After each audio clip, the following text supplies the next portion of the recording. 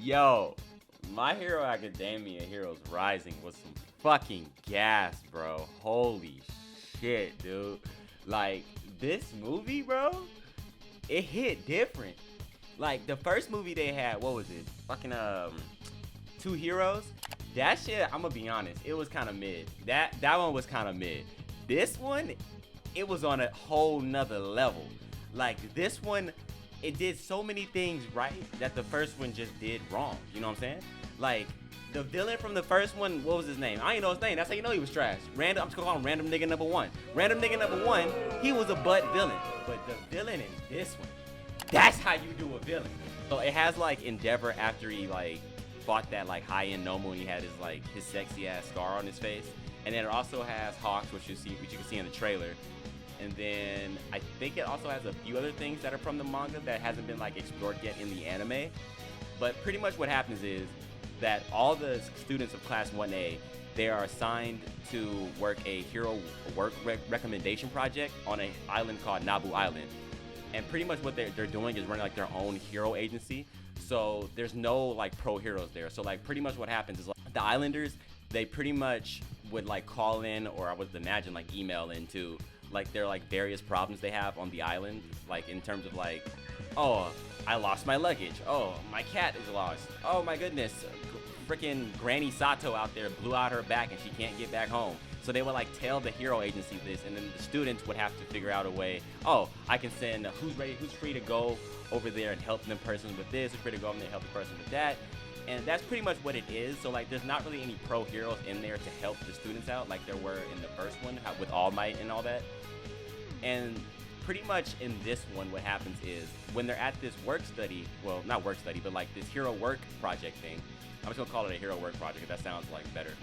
Pretty much what happens is the main villain, whose name is Nine, and bro, when I say this man was mad cute, bro. Like his design, oh my, I'm okay. I might be tweaking right now, but am I tweaking? Okay, in terms of like motive and story, All For One is still like better than him. But in terms of design, my guy, oh my goodness. And I'm gonna be honest, in terms of quirks too, because the way he utilizes his quirks is a different type. He's on a higher kill than All For One. Like, and not in power, but just like in aesthetic. Bro was hitting different on so many different things, bro. It's not even funny. His name is Nine, and he has like 3 homies with him. He has a girl whose name is Slice. He has a dude wrapped up in bandages whose name is Mummy. Go figure. And then he has like this weird like amalgamation beast type nigga who's called Chimera. And pretty much what his goal is pretty much like typical anime villain goal. Like, oh, I have powers. I want to rule the world. The way the New World Order is, fuck all that like society shit. How about we live it like the powerful are the ones that'll rule the world, and the weak will be crushed or killed by the powerful one. That's pretty much his whole motive through the movie. And so pretty much what happens is he goes to the League of Villains, and he's like, yo, what's up? I heard y'all doing a program to test for the new All For One quirk, so can I get in on that? And they let him in on that. So he is a match. He's able to like steal quirks just like All For One, but the thing is, whenever he uses his quirk, I think it's whenever he uses all of his quirks, it messes with like his his cells in his body, and it like is pretty much killing him. He's pretty much dying from that. So he's searching for a quirk that's called cell regeneration, which he goes to this one guy in the city who has it, but it only works on type A blood, and he needs one for type C blood. I mean, not type C, type B blood. And then he discovers, okay, well, if it didn't get from this dude, quirks are genetic, so they're transferred to like their like children, and they just change a little bit, or they'll like inherit it from both parents, right? So he decides to go after old dude's like son, and his son's name is what's her name again? Oh yeah, his son's name is Katsuma, and Katsuma has an older sister whose name is Mahito, and Mahito, she doesn't really like. They make her come off as like she hates heroes, but she really doesn't. What it is like her little brother wants to be a hero, and like hero jobs are dangerous. Like you pretty much going out there and letting people just body your shit on a daily basis. That's pretty much what's happening. And she's like, yeah, Katsuma, that's kind of some dangerous shit right there. So yeah, heroes are kind of trash.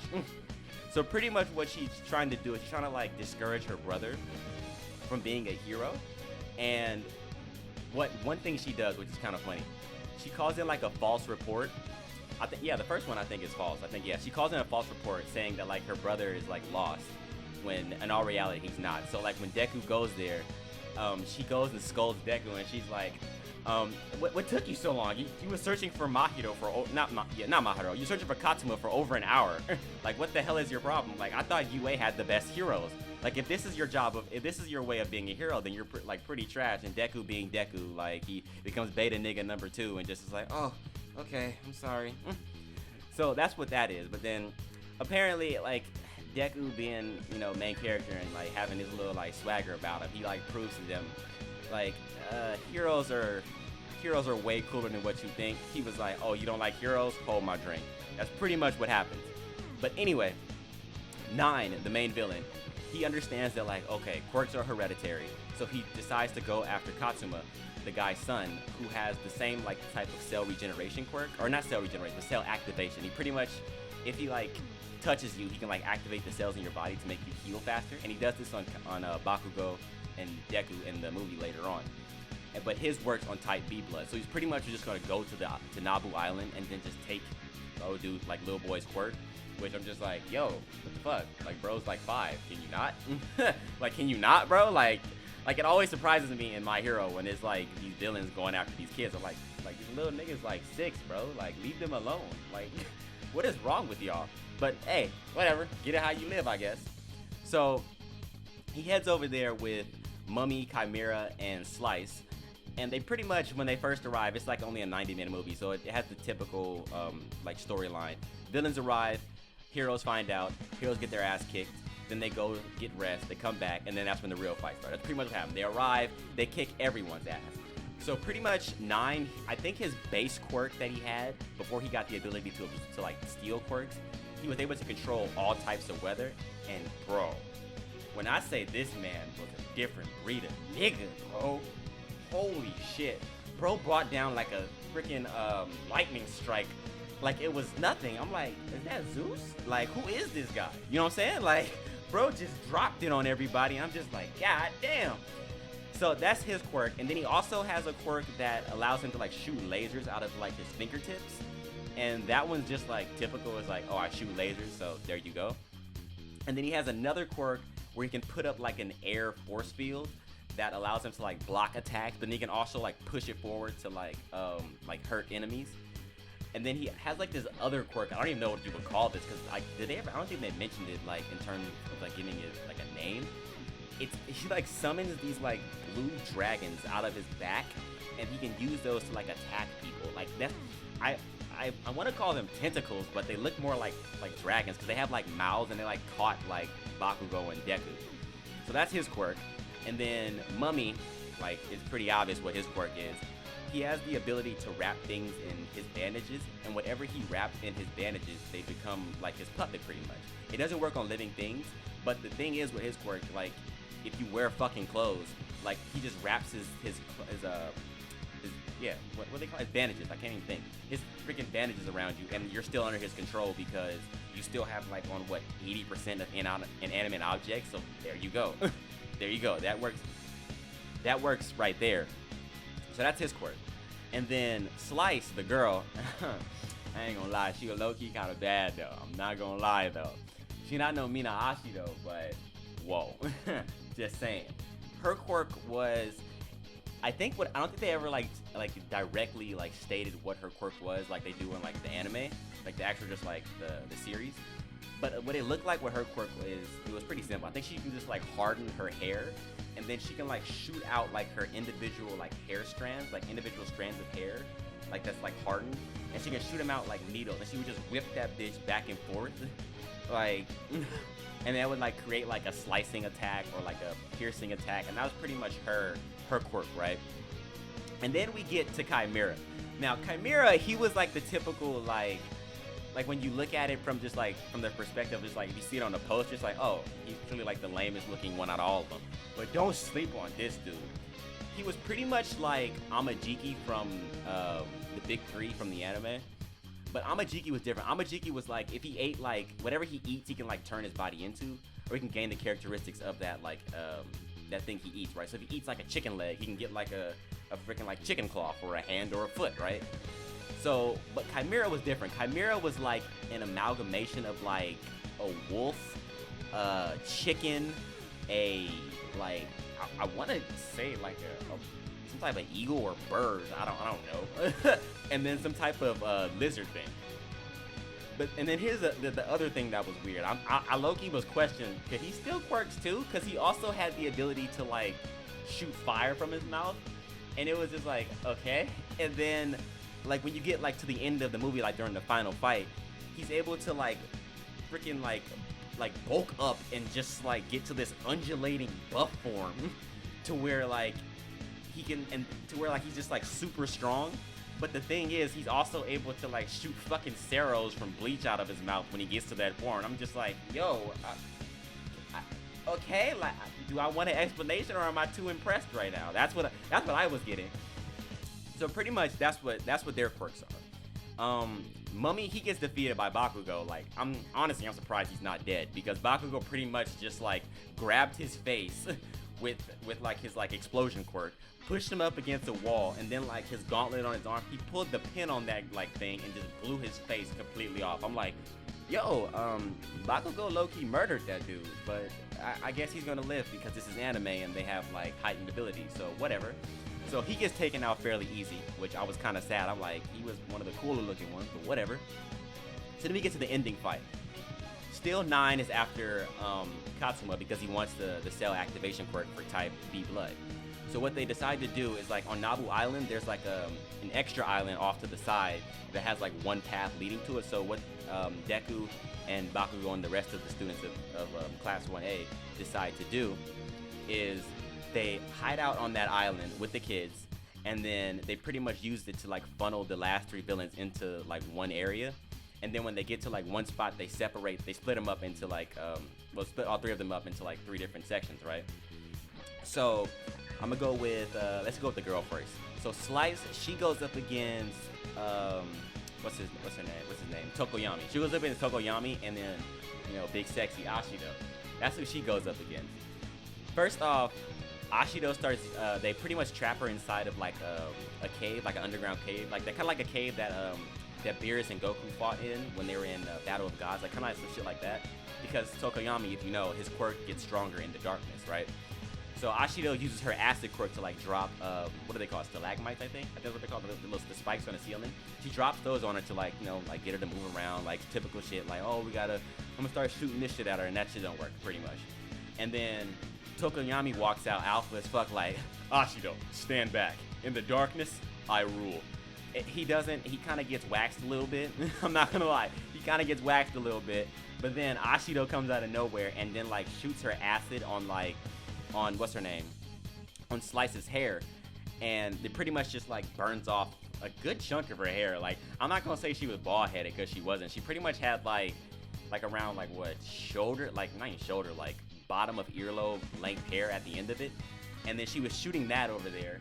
She takes out Ashido's leg, which causes her to fall, and then Tokoyami, he's like, my friend, and he pretty much pulls the Naruto Gohan into the QB mode, and he's just like, yeah, with Dark Shadow all over the place, and then that takes out Slice, and then in the process he destroys the ceiling of the cavern, which allows the sunlight to come through to like take out his quirk, and then he goes down, right?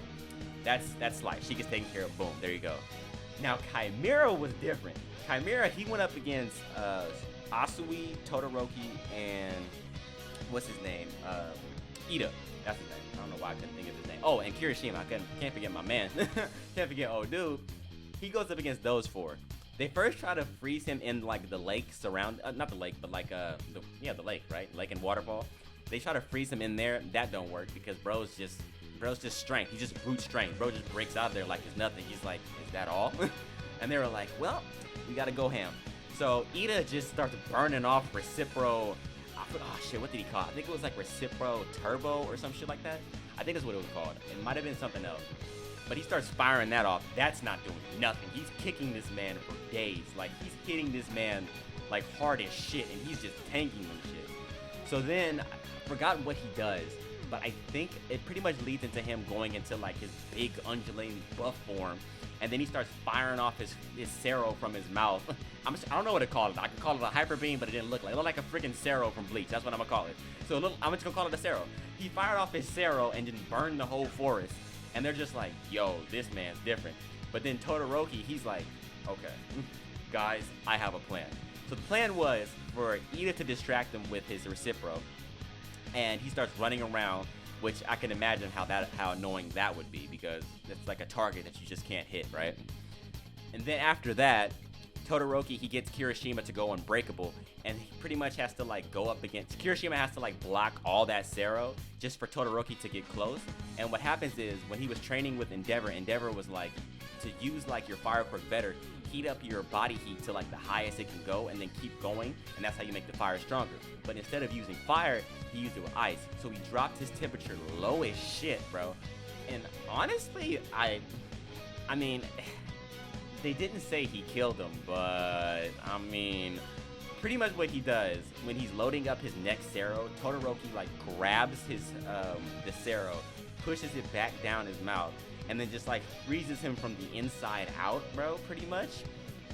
And like what you get to see, like the frost getting on his skin, but then out of nowhere, like ice shoots out of this dude's mouth, and then Todoroki falls, and he's like, yeah, just hibernate. I'm like, I don't know how like the body works in My Hero, but if ice starts shooting out of your mouth, like through your throat, like shouldn't you die? But whatever. But that's how he gets taken out.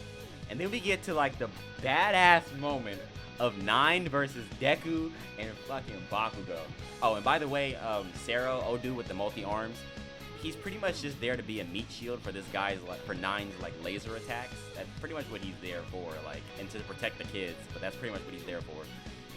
So at first, the plan was for them to just like wear out Nine so that he can like, because they know Deku noticed when he first fought him that he's like kind of sick, and like you just gotta like wear him out in the fight and he won't be able to like, you know, compete anymore.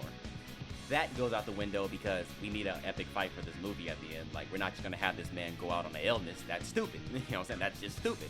So that doesn't work.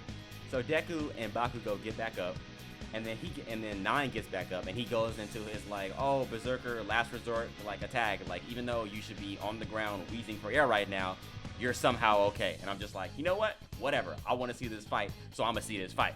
So this man gets up and creates like this giant fuck off tornado like I have never seen, bro. Like, it is so big. It's like the size of the whole island, bro.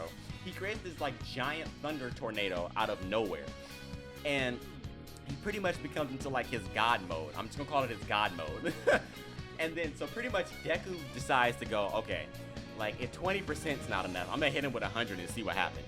So Deku charges up in 100. What, I think it was Detroit. I think it was Detroit, or was it Detroit, Delaware?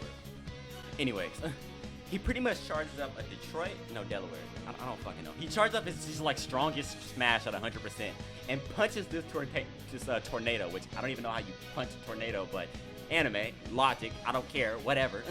He punches the tornado, and then Bakugo's like, okay, bro, I'm gonna need to go 100 too, because this man is something different. So he does his Howitzer impact on this tornado again, and pretty much they both break their arms, and then they get sucked in the tornado, thrown, and then Nine uses his little back dragons to like grab them, and I think he's trying to like crush them and eat them with the back dragons. I'm just like, okay, that's not gonna work because main character. And this is the part that got me, because I remember when the trailers first dropped, I'm like, yo, is Bakugo getting one for all in this movie? Is that what that looking like to me? I'm like, surely that's not what's happening. And by God, that's exactly what happened. Because like Deku breaks his arm, Bakugo breaks his arm, and like, you know, blood's spurting out from both their wounds and shit. So Deku's pretty much like, I need to find a way to beat this guy. So instead of like one of us having one for all, how about I give it to Bakugo for a second, and let's see what happens. So they pretty much, you know, touch fingers, grab hands, they transfer the quirk, and if you ever wanted to see Bakugo use one for all, and you ever imagine what that would be like, watch the movie. This man is a monster. explosions do not even begin to describe what this man's quirk is. It's like he's like when he gets one for all, it's like one explosion is like akin to a fucking nuke, bro. Like he does that, he does the explosion, right? And it's just like he uses like the whole. It's like that time when he used like his giant explosion after like when he chooses from his gauntlet, but he can just fire them bitches off like it's nothing. It's just like, yo, oh, okay. But like that, don't count that out though. Deku hasn't lost one for all, right? He hasn't lost it like right off the jump, because if you remember, All Might gave it to Deku, but he was still able to like get Digabais and then go against one all for one in I forgot the city, but you know what I'm talking about. So pretty much them two team up to take out Nine. And they play like they do like the whole thing when like Deku tried to catch Eddie, and they play that whole like I'm not gonna say sad, but it was kind of just like them vocalist type music type thing. I don't know. I don't know how to describe it. Like they pretty much play that during the fight because what's his name? Bakugo's like, Deku, like you do realize that you're giving up on your dream by giving me the quirk, right? You're gonna be quirkless after this. And Deku being like who he is, he's like, that's cool. As long as we save everybody, I honestly, I'm okay with that, bro. I'm pretty sure All Might would be cool with it too. So they go at him, and man, like when you if you seen Deku 100% versus Chisake, the part where he's like we're getting ready to punch Chisake for the last time, and his eyes are like just like glowing white, and like the rest of his body is like outlined in black. They do that shit in this movie for him and Bakugo. Deku has like the pointed eyes, and then Bakugo has like them like circular like demon eyes. And bro, that shit is different. Holy shit. Pretty much what happens at the end, right, is Nine's doing his all-out like desperation attacks. It's like, oh my gosh, how are they beating me right now? It doesn't make any sense. It's like for some reason they've gotten stronger. I'm sitting there like, that's called plot armor, Nine. If you should get some. He didn't get none, so he lost. So pretty much Deku hits him with like, Deku's getting ready to hit him, and he's like, this is my last one, my last Detroit Smash, and he pretty much hits him with that. And then Bakugo hits him with like an F-off explosion down into the water, and that's how the fight ends. They win that way. And then at the end, another thing that kind of is like a spoiler, I mean, I guess, because I don't know when Hawks is going to appear in the anime. I would imagine it'd be next season. Hawks is voiced by, I think it's Zeno or Zeno. I don't know how to pronounce his name. Zeno Robinson. And bro does an amazing job. That movie was really good. I really liked it. Like if I had to rate it out of anything, I would give it an 8. That's what I would give it. I would give it an 8 on a bad day, and then a 9 on a good day. You know what I'm saying? That's how I'm saying that movie. Because I'm gonna be honest, the first movie, Two Heroes, that movie, yikes. Like it was okay. I'm just gonna be honest. It was okay, but like the villain, he was not memorable at all. Like random nigga number 1, I don't know his name. I'm not gonna search up his name because I don't care about this nigga. But like the best thing about Two Heroes movie was All Might's little backstory. And then even the fight at the end with Deku and All Might, it was like, that was okay. You know, it was cool. It was like honestly just fan service. This one was still fan service because we got to see Bakugo and Deku like team up and like fight a villain, but it was still dope though. You know what I'm saying? Like it was still dope, and it had like some like fire ass animation. Which on it, and another thing, the animation in this movie was crazy. Like even from like the first like minute in the movie, it was some crazy animation. I'm not gonna lie, but that's my take on Heroes Rising. If you haven't seen it, I mean, I think this is the last time it's in theater. I don't know. I don't know how long this thing is running. I don't know how long it's going to be running in theaters. But if you haven't seen it, watch it. It's a fire movie. If you're a My Hero fan, you'll love it. If you're a Deku fan, a Bakugo fan, you'll love it.